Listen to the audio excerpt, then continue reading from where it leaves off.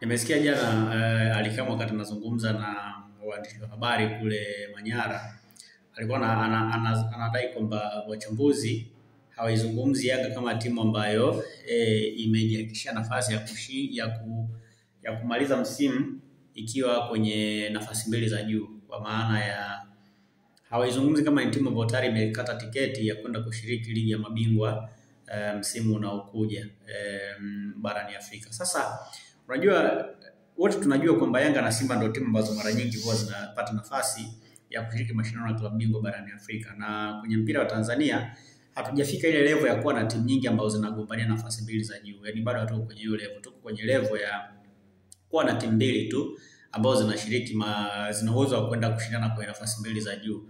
Kama kuna timu inaweza kuingia hapo katikati ni bahati tu, yani sio kwamba ni ubora kwamba labda wamezidi kila kitu. Kwa mfano, ukiangalia msimu uliopita Azam alikaa pale juu kwenye nafasi ya pili, lakini ilikuwa ni bahati.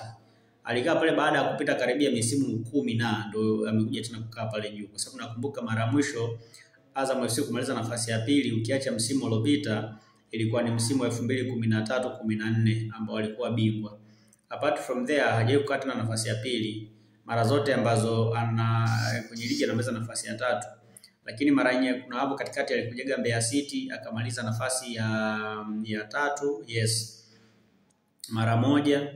The rest ni Simba Yanga, Simba na Yanga. Kwa hiyo alichozungumza Ally Kamwe ni ngumu kufanyika kwenye mpira wa Tanzania. Yaani ni ngumu leo tukaanza kuweka mjadala wa Simba tayari amekata tiketi ya kwenda kwenye klabu bingwa au tayari Yanga amekata tiketi ya kwenda klabu bingwa, wakati ndio hizo timu mbili ambazo mara nyingi huwa zinashiriki. Na hata ukiangalia tofauti ya alama bado, yani tangu mwanzoni mwa msimu unaona kabisa kwamba Simba wana uwezo wa kukusanya alama nyingi na Yanga wanaweza kukusanya alama nyingi, lakini timu zingine hakuna timu yenye uwezo wa kukusanya alama nyingi. Labda kama Yanga walikuwa hawaamini kama watafimaliza msimu wakiwa wanapambania ubingwa, pengine walikuwa hawaamini kama watapita fika kwenye hatua, ndio maana wanatamani kuona mjadala kama hiyo inafanyika. Lakini ukweli ni kwamba bado, yani ni maeneo ambayo watu wote walikuwa wanaamini kwamba Yanga anaweza kwenda kumaliza kwenye hiyo nafasi. Kwa hiyo ni kitu kidogo ambacho mimi kimenishangaza kwa mtu kama ambaye ana experience kubwa na mpira wa Tanzania. Kuna vitu ambavyo sikuwa nategemea kuona kama anaweza kuviweka kama ni mjadala ambao unapaswa kwenda kujadiliwa na wachambuzi. Ila ni kitu tu ambacho kinaweza kutokea kwenye mpira, kwamba sometimes inawezekana haukuwa na hiyo, haukuwa unawaza kama unaweza kumaliza kwenye nafasi fulani. Sasa ikitokea bahati umemaliza kwenye nafasi fulani, automatically unaweza ukashangaa. Sasa inawezekana kwa msimu huu Yanga walikuwa hawaamini kama wanaweza kumaliza kwenye zile nafasi tatu za juu au kwenye nafasi mbili za juu, kwa sababu ya changamoto ambazo walianza nazo. Msimu huu Yanga haikucheza vizuri sana, hasa kwenye duru la kwanza la msimu, kitu ambacho kilipelekea kubadilisha makocha mara mbili, mpaka nakuja Hamdi Miludi ni kocha wa tatu kuingia kwenye kikosi cha Young Africans. Mara ya kwanza walianza na Miguel Gamondi, akaondoka, timu haikuwa inacheza vizuri by the way, ingawa ilikuwa inashinda, lakini ushindi ulikuwa ni mwembamba. Ilikuwa ni bao moja moja, lakini pia timu haikuwa kwenye ile quality ambayo tulikuwa tunaishuhudia ikiwa nayo msimu uliopita. Lakini pia wachezaji wengi wa Yanga viwango vyao vilishuka sana kwa kiasi kikubwa. Kwa hiyo inawezekana ile ilichangia pia kuwapa Yanga hofu kwamba inawezekana msimu huu wasimalize kwenye zile nafasi mbili za juu. Pengine iliwapa wasiwasi kwa sababu pia pamoja na kwamba timu ilikuwa icheze vizuri chini ya Miguel Gamondi, lakini Simba ilikuwa anafanya vizuri sana. Na wakati ule ndo Simba naye alikuwa ameshakaa juu ya msimamo, alikuwa anaongoza ligi. Na ukumbuke Yanga mwanzoni alikuwa anaongoza kwa tofauti ya alama 5 na zote ziliisha. Na waliongoza kwa tofauti ya alama 5 baada ya wao kumfunga Simba, alafu Simba akapata sare na Coastal Union. Ile iliwafanya Yanga kuongoza ligi kwa tofauti ya alama 5. Ilikuja kuanzia alama 5 zilikuja kuondoka baada ya Yanga kufungwa michezo miwili.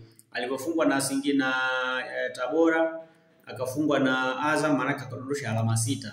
Baada ya kudondosha alama 6 ndio Simba yakashinda, ndio maana Simba alikuja baadaye kuongoza kwa tofauti ya alama 1. So pengine sasa ile ikawachanganya, ili wakaanza kuhisi kwamba wanaweza wasimalize kwenye nafasi mbili za juu, na ndio maana leo Ally Kamwe anawalaumu wachambuzi kuto kuzungumza wao kwa kukata tiketi, kwamba wamekata tiketi ya kushika bingwa kwa msimu unaokuja. Kwa hiyo nafikiri ili wachanganya, kwa sababu hata alipoondoka Sid Ramovic bado Simba alikuwa anaendelea kuonyesha kiwango bora, na of course Simba pia naye alikuja akaongoza ligi. Simba alikuja kushuka baada ya kupata sare dhidi ya Fountain Gate. Maana kama Simba asingepata ile sare na Fountain Gate, ina maana Yanga asingepata nafasi ya kuja kuongoza ligi, kwa sababu game zingine zote ambazo zimefuata Simba ameshinda game zake zote, lakini pia ukiangalia kwa Young Africans baada ya zile mechi mbili hakupoteza tena mechi nyingine mpaka leo.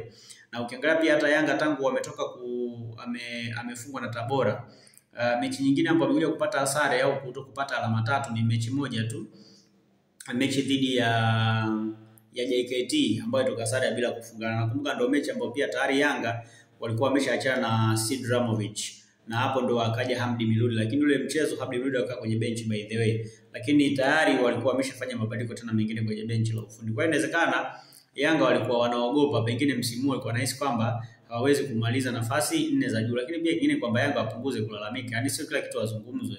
Kuna wakati wakizungumzwa sana wanalalamika, wasipozungumzwa wanalalamika. Sasa wanatuweka njia panda, hatuelewi ni nini ambacho wao wenyewe wanataka. Kama wanataka kuzungumzwa basi wakubali kuzungumzwa, na wakizungumzwa wasiende kublock watu. Lakini watu wakizungumzwa kidogo wanalalamika, wasipozungumzwa wanalalamika. Kwa hiyo kidogo wanatutia mashaka. Lakini kwa msimu huu inawezekana Yanga walikuwa hawaamini kwamba watamaliza msimu wakiwa kwenye nafasi ya pili pale juu, lakini pia kuna uwezekano mkubwa wakapoteza ubingwa mbele ya Simba msimu huu.